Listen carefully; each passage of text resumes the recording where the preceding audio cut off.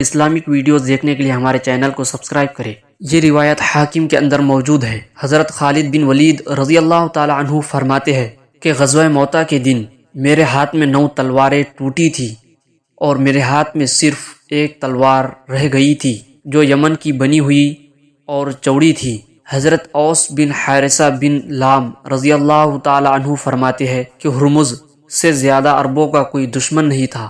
جب ہم مسیلمہ اور اس کے ساتھیوں کو ختم کرنے سے فارغ ہوئے تو ہم بصرہ کی طرف روانہ ہوئے تو مقام کاظمہ پر ہمیں ہرمز ملا جو بہت بڑا لشکر لے کر آیا ہوا تھا۔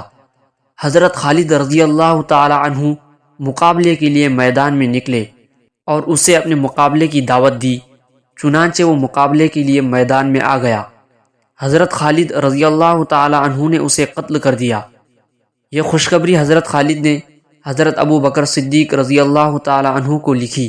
جواب میں حضرت ابو بکر رضی اللہ تعالی عنہ نے لکھا کہ ہرمز کا تمام سامان، ہتھیار، کپڑے، گھوڑا وغیرہ حضرت خالد رضی اللہ تعالی عنہ کو دے دیا جائے۔ چنانچہ ہرمز کے ایک تاج کی قیمت 1,00,000 درہم تھی، کیونکہ فارس والے جسے اپنا سردار بناتے اسے 1,00,000 درہم کا تاج پہناتے تھے۔ حضرت ابو الزناد رحمۃ اللہ علیہ فرماتے ہیں کہ جب حضرت خالد رضی اللہ تعالی عنہ کے انتقال کا وقت قریب آیا تو وہ رونے لگے اور فرمایا کہ اتنی یعنی بہت زیادہ جنگوں میں شریک ہوا ہوں اور میرے جسم میں بالشت بھر جگہ ایسی نہیں ہوگی جس میں تلوار یا نیزے یا تیر کا زخم نہ ہو، اور دیکھو اب میں اپنے بستر پر ایسے مر رہا ہوں جیسے کہ اونٹ مرا کرتا ہے، یعنی مجھے شہادت کی موت نصیب نہ ہوئی۔